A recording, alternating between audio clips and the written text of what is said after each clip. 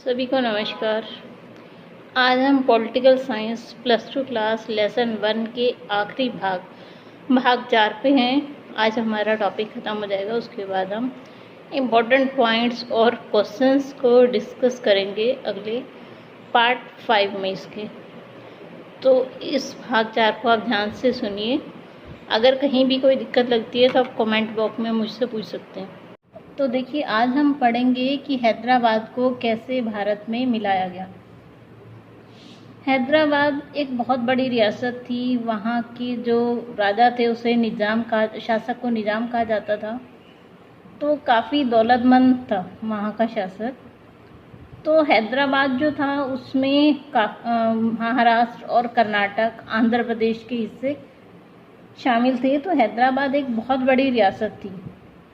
तो 1947 में, नवंबर 1947 में निजाम ने भारत के साथ एक समझौता किया कि उसे 1 साल का समय दिया जाए ताकि वो बातचीत कर अपना फैसला दे सके। लेकिन जो निज़ाम था उसने जो किसान थे तेलंगाना के, उन पे काफ़ी जुल्म किया। तो वो जो किसान थे उस निज़ाम के खिलाफ हो गए, तो उन्होंने आंदोलन शुरू किया। तो इस आंदोलन में महिलाएं भी शामिल हो गई जो कि निज़ाम के जुल्मों का शिकार थी। निज़ाम ने इस आंदोलन को दबाने के लिए एक अर्धसैनिक बल रवाना किया जिसे रजाकार कहा जाता था। जो रजाकार थे वो सांप्रदायिक और अत्याचारी थे। रजाकारों ने गैर मुसलमानों को अपना निशाना बनाया, उनके साथ लूटपाट की, हत्याएं की, बलात्कार तक उनकी महिलाओं के साथ किए गए। तो इस स्थिति को देखते हुए भारत सरकार ने 1948 में अपनी सेनाएं वहां पर भेजी और अंततः निज़ाम को आत्मसमर्पण करना पड़ा। इस प्रकार हैदराबाद को भारत में मिला लिया गया।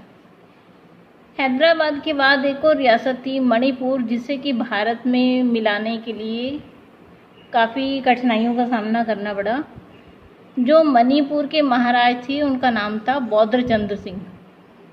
तो उन्होंने भी भारत सरकार को सहमति पत्र दिया कि हम भारत में ही हैं लेकिन अपना स्वायत्तता बरकरार रखना चाहते हैं।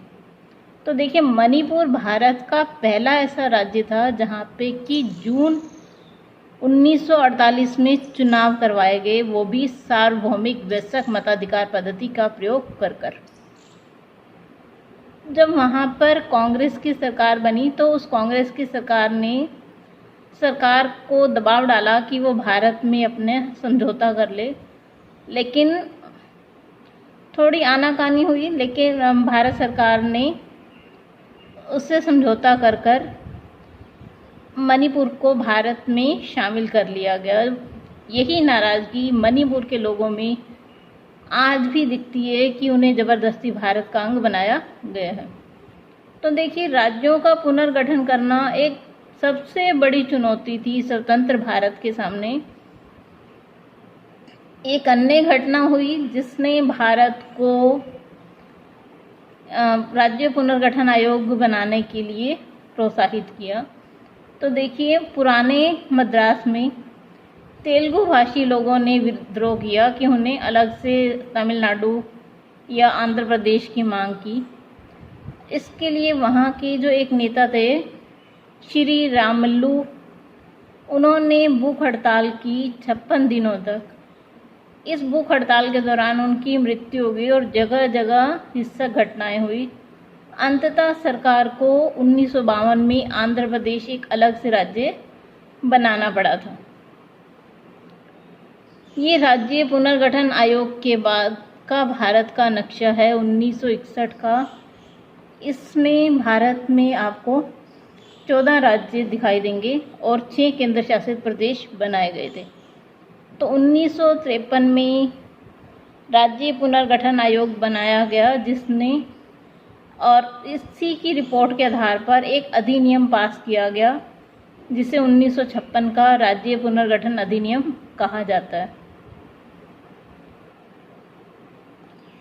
आगे चलते हैं हम अपने टॉपिक पे। देखिए, अब हम देखेंगे कुछ नए राज्यों का निर्माण हुआ, वह कैसे थे। सबसे पहले हम देखते हैं भाषाई आधार पर राज्य बनने वाली घटना। तो सबसे पहले जो बम्बई था उसमें गुजराती और मराठी बोलने वाले लोग थे।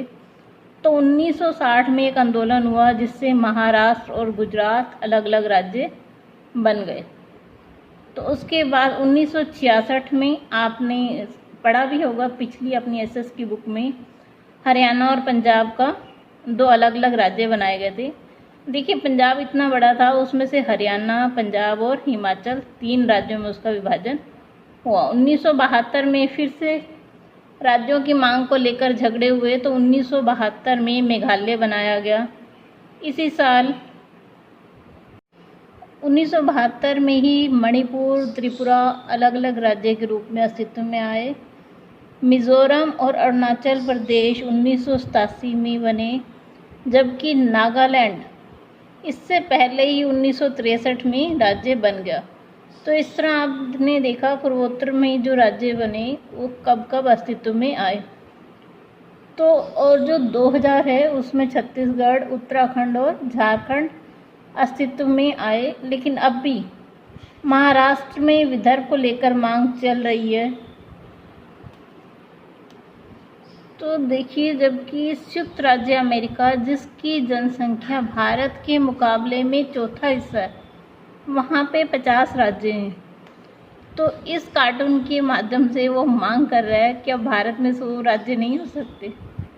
इतने बड़े देश को संभालना बहुत मुश्किल हो जाएगा। इसके साथ ही हमारा ये लेसन ख़त्म हो रहा है। अगले जो पार्ट है उसमें हम इसके इम्पॉर्टेंट क्वेश्चंस को डिस्कस करेंगे। आप सभी का मेरे चारों लेक्चर्स को देखने के लिए धन्यवाद।